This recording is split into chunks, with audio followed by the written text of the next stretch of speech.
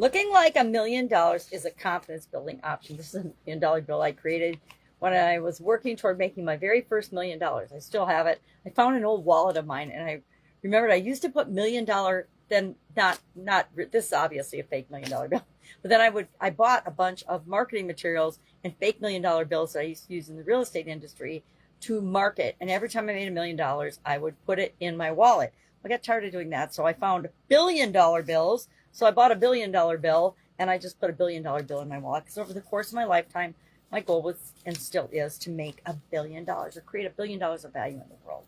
And so I have got these little millions, and I don't do it anymore, but I did. I don't carry it around anymore. I still carry $1 billion bill around. I admit it, because it reminds me of my lifetime legacy goal. One of them, only one of them. So our idiom for Supersize Your Business today was to look like $1 million.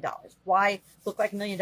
Well, today is my death day. In 2010, I had a sudden cardiac arrest and actually died today.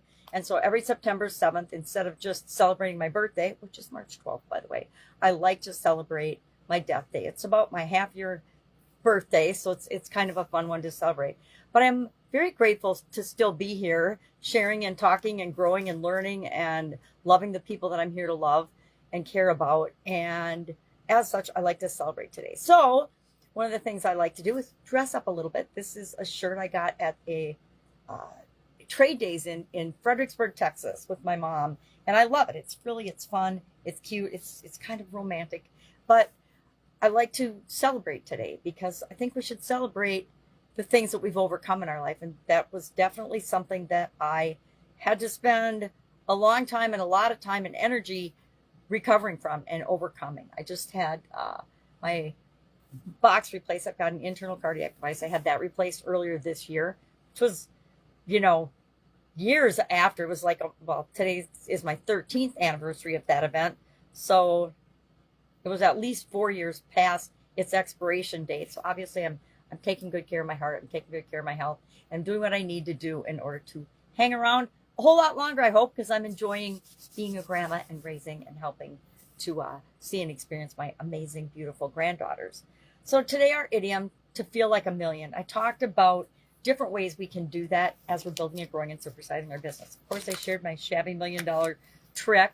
And I think we need to do things like that to remind us, especially when we're having trying times in our business or in our life, that we've got an overarching bigger purpose and reason for being here. And we're moving toward, so all the little things, the hiccups of each day don't bother us as much because we know that this too shall pass.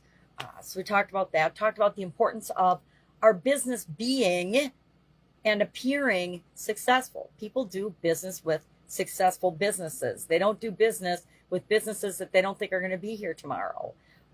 So we need to make sure that our offers, that the problems we solve, that everything we do is for the long term, not just for the short term quick fix. And how we show up matters with respect to our business. We talked about that. Not sure where that idiom comes from. It didn't have a real clear delineation as I was researching the background of it. For this year's annual challenge, the Get Your Goals annual challenge, we're focusing on confidence this month. And the area of confidence we're working on, we're doing the SOAP framework. Every month we do the SOAP framework, which is the S, the O, and the A, and the P. I started doing this in 2020, kind of my response to the pandemic and, okay, what are we going to do now? Given there's all kinds of things outside of our control, how are we going to handle that situation? And I've always had a process for doing that, but I never called it the SOAP framework. But then I realized SOAP was a pretty good thing for the pandemic and for all the stuff that was coming down the pipe with that. So we came up with the SOAP framework: story, options, actions, and progress. It's a 4-step process for dealing with any change, challenge, setback, obstacle that comes into our life. And if we look at the S, the story, what's our current situation? What do we want it to be? That creates a gap that we fill with the O, the A, and the P. Options, today we brainstorm using the 10-3-1 tool. Love this tool. Brainstorm at least 10 possible options, circle 3. And then tomorrow when we talk about the A in the SOAP framework, which is analyze alternatives and take action, pick something to act on right away, we will look at those 3 and we'll apply another tool that says, well, what's a good way to analyze these options? Because we really do have infinite possibilities, right? The things that we could possibly do, we can't even imagine all the things because there's so many things we could possibly do. But if we brainstorm at least 10, we're much more likely to get a better action than if we only think that we have one or two alternatives. And then P is progress. How do we know we're moving? How do we know we're closing that gap? How do we know we're moving toward what it is that we want? So we talked about that today. The A, not the A, we talked about the O today in the SOAP framework options. And I brainstormed 10 different options, and I'm working on actually having more confidence in my appearance. And how can I go about doing that? Dressing for success, maintaining good hygiene, eating right, exercising regularly, hairstyle matters. I think I need to seek a professional, and that's on the one, seek professional help, etc.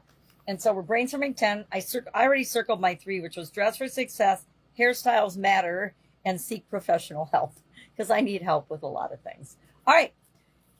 That's it. That's all I've got today. I'm celebrating and having a great day with my granddaughters. If I can help you in any way, ask. Otherwise, I'll, of course, see you tomorrow.